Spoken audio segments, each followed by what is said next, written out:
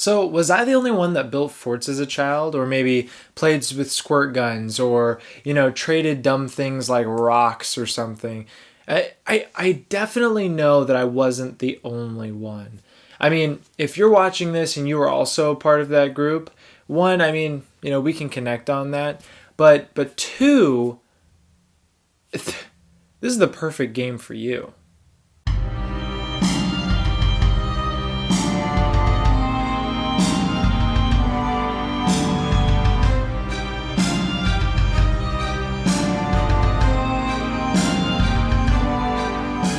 Hello and welcome to Lord of the Board. My name is Sam Smith and today we're going to be doing an overview of Fort. Now this is a game designed by Grant Rodiak. It is developed by Nick Brockman and the art is done by the master himself, Kyle Farron. Now Fort is a deck building game that has resource management and it has an adorable neighborhood theme that will remind you of old cartoons or those old neighborhood days. And in the game you're going to be following your friends, gaining new friends, all while attempting to build the largest fort possible. Now today we are going to be going through the game's components. I'm going to show you how to set up the game and play it, and then at the end of the video I'm going to go over some of my final thoughts as well as some tips and strategies to help you get started when playing your first game. So please stay tuned and thank you so much for watching. Now included in the game we have a nice small rulebook. We've got a scoreboard, 4 double layered player boards, which gives that excellent little notch, 4 reference sheets, 68 adorable kid cards, made up rules cards, perk cards, a first player marker, the macaroni sculpture, and you're also going to get 30 pizza tokens as well as 30 toy tokens. Oh, and you're also going to be getting these player markers. And did I also mention that this game is only $30? Now that definitely wasn't super hard, so let's go ahead and dive into setup and gameplay. Now the first thing you're going to do is you're going to determine the starting player as well as the seating order randomly. And you're going to give the starting player the first player card. Then you're going to want to collect all of the 30 pizza tokens and the 30 toy tokens. Now each player is also going to be grabbing a player board, and on the back of that player board you're going to have your 2 best friends that are unique to you. In this case, I've got Blades and Zip. Also, make sure to grab the same color of score marker and your fort level marker and place them accordingly. You're going to want to place the macaroni sculpture card next to the victory track. Shuffle all 11 made up rule cards and deal them into a face down stack equal to the number of players plus 1, and then go ahead and return the rest to the box. Then you're going to want to shuffle all 9 perk cards and deal them into a face-up row equal to the number of players plus 1, and then return the rest to the box. Shuffle all 60 kid cards into a face-down park deck, placing it near the victory track. Then you're going to want to deal 3 cards from the park deck into the park below the victory track here, making a face-up row. Each player will draw 8 kid cards from the park deck, and you can either keep that initial hand of 8 cards and then add your 2 best friends to it for a total of 10 cards, or you can do a drafting game before the game where you'll pick 1 card, pass to your left, and then that player will pick 1 card, pass, and you're going to go around and around as every player is going to eventually have 8 cards that they picked. Then every player is going to add those 2 best friend cards to that and still have the starting 10 cards. Then you're going to put that on the side of your player board and draw up to 5 and we can begin the game. Now a game of Fort is comprised by turns starting with the first player and going clockwise around the table. Now what you are going to do is on your turn you're going to look at your player board and it has this really nice turn summary and you're going to follow it from the top down to the bottom. And we're going to go through these right now. Now the first thing that it tells you to do is to discard your yard. Now on the first turn of the game for each player, you're not going to do this because you won't have any cards in the yard yet, but I'll go into detail in a little bit. Now the second thing that you're going to do is you're going to be able to play 1 card out of your hand. And just some notes on playing cards. If it has this X symbol here on it, that means that you can play other cards with it to add to how many times you can do that particular ability. Once per symbol. So for example, in the case of my friend's doodles here, if I played this card, right now I would get 1 toy token per glue. So I would just get 1 toy token. But if I added my friend's sweet pea right under doodles, I would get 2 toy tokens instead of 1. And one more interesting thing about playing cards is that once you are done, go ahead and ask around the table if anybody would like to follow that action that you played. Because on the cards, you're going to have a top public action and a bottom private action. Players are able to follow your card and do and perform the top public action of whatever you played. So going in clockwise after you have played your card, players can discard a card of the same suit in order to copy that top action. So maybe somebody would like to discard Poor Penny here in order to get 1 toy using the top public action of Doodle's ability. And keep in mind that this can be a great way to use abilities that are not currently in your own deck. Now the third step is one of my favorite parts, and this is where you're going to be recruiting a new card and putting it into your discard pile for use later as you go through your deck. What you're going to do is you're either going to grab 1 card from the park area, there's going to be 3 there, or if you didn't like any of those, you can just grab from the top of the park deck and have a random one. Or you can grab from any other player's yard, which very first turn of the game, you're not going to have any, but trust me, at the end of your own turn, you're going to see exactly how that happens. Then, number 4, you're going to be discarding all of your played cards and any of the best friends that you currently have in your hand. Then, you're going to place the rest of your cards into your yard. And sadly, these cards that you didn't use on your turn are going to be in that yard until your next turn, and they will be able to be picked up by the other players for use in their own decks. You gotta play with your friends or else they might leave you. And lastly, the last thing that you're gonna do on your turn is draw up to 5 cards. Now let me show you a complete turn just to give you an idea of how it plays. Alright, so it looks like I do have some cards in my yard. I'm going to go ahead and put those over to my discard pile. Now I'm going to play a card out of my hand, and I think I'm going to play Munch, and I'm going to go ahead and play another card under Munch in order to get 2 pizza instead of 1. Then I'm going to use my private action here, which allows me to discard 2 pizza tokens to get 2 VP. Now I've got a lot of options here. I've got the park, I could also draw a card, or maybe I could take that Blitz from my friend. You know what? I'm going to go ahead and take that Blitz. Blitz looks cool. So I'm going to go ahead and put Blitz straight into my discard pile since I just recruited him. I'm also going to be taking Munch and the Ant, and I'm going to search my hand for any best friends, and it looks like I've got Sparky, so I'm going to go ahead and discard him as well because he cannot be playing in my yard. He is my best friend. Then the other 2 cards that I didn't use, Poor Doodles and Poor Babyface, I'm going to put them in my yard, and now they can be taken by my friends at a later turn. Now I'm going to draw up to 5 cards, and that is it. Now you may be sitting there wondering, what in the world is the point of pizza and the toys? Well, these are 2 necessities of life, obviously, especially for a kid, and they're mainly going to be used to upgrade your fort. Now to do this, you're going to want to play a card with an upgrade fort symbol as shown here. And then you're going to be paying the cost located to the right of your fort marker on your player board. The pizza and toys can be paid out of your pack or your stuff or a mixture of the 2 spaces, and when upgrading your fort you can also get these cool benefits. With the first 2 level upgrades, the very first one will net you a made up rule card, which you're going to look at those made up cards, you're going to choose one and hide it, and then you're going to go ahead and return the rest face down in the center of the playing field.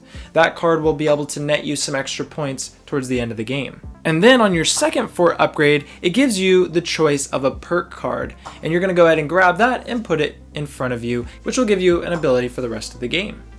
Now there are 2 sections on the player board that we haven't really discussed, and that includes the pack section as well as up here the lookout section.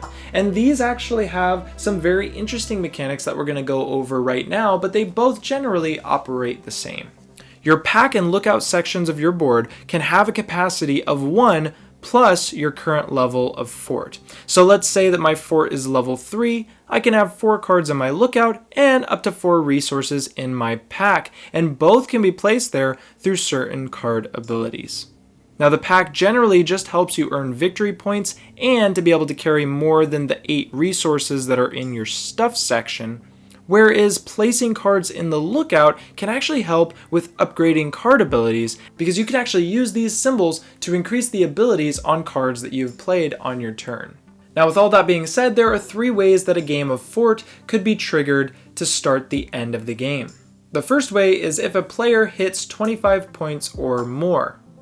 The second way is when a player reaches the max level of their fort.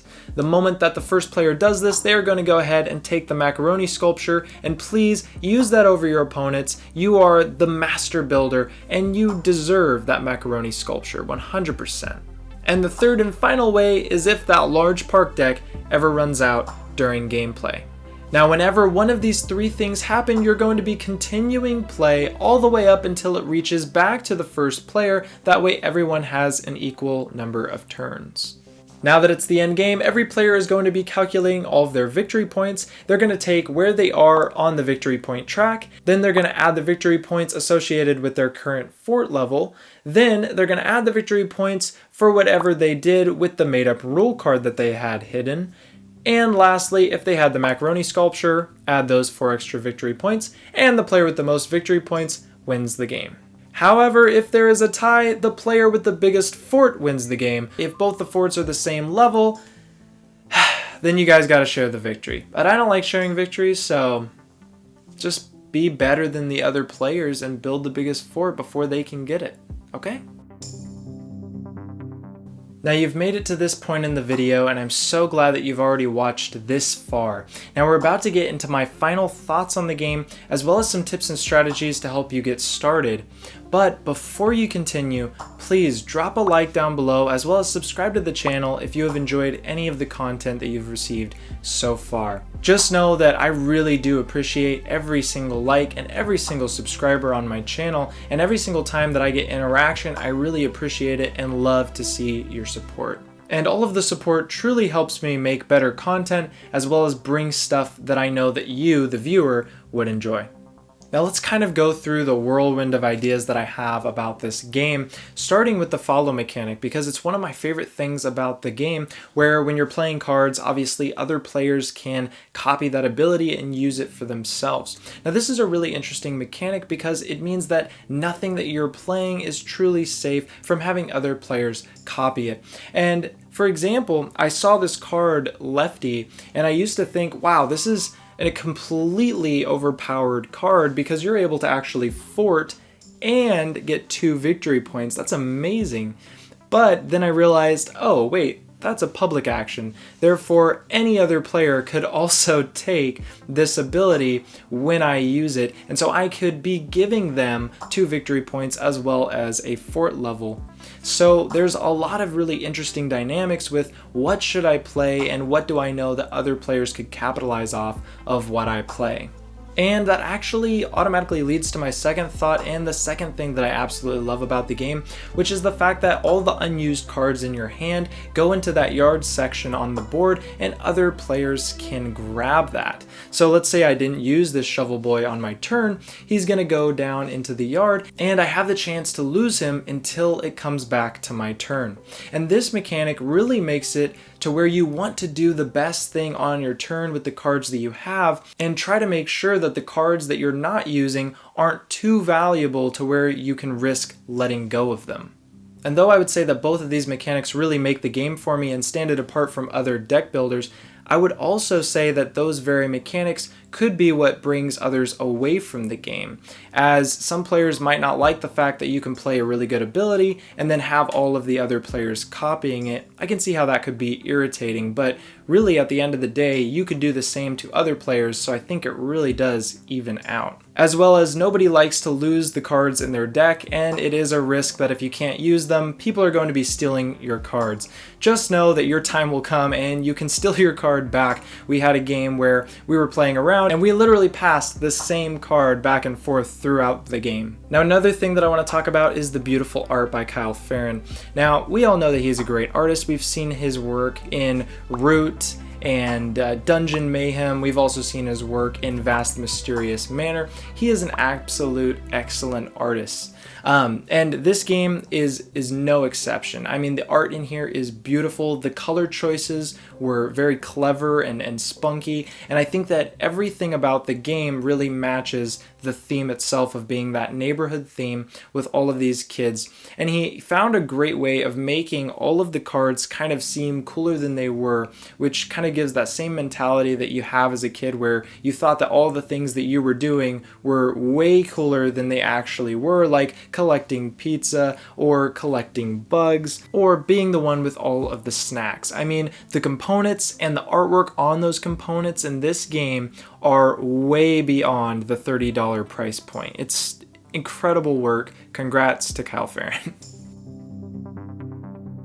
Now, a couple of tips for you guys to kind of get started when playing. Now, one of the biggest things that I would say is to not try to just capitalize on one combo. You're going to see a lot of cards with a large range of abilities, and if you're trying so hard turn by turn to just get one combo to work, you're going to be wasting a lot of turns doing mediocre plays. So instead, what I would do is attempt to grab a lot of cards that are not necessarily the same suit, but cards that have complementing abilities. So for example, the Glue Squad and the Skate Gang can both pack resources and score off of resources. So sometimes collecting a mixture of those two would be a really great way to get some victory points throughout the game. And if you find that you're using the shovels to get a lot of cards in your lookout, try to get some crowns because they have a card that can score off of what is in your lookout. So definitely a lot of synergies, and the more you build up your deck and kind of find those complementary cards, you're going to be having every turn be more successful. And another tip would be that if you see somebody taking a card that you really wanted that has a powerful upper action, what you can do is you can try to collect cards of that same suit so that when they play the card, you're able to discard something in order to play that upper action. Usually it's a good idea to separate a little bit about what cards you're grabbing so that you're able to take those public actions when players are playing powerful effects.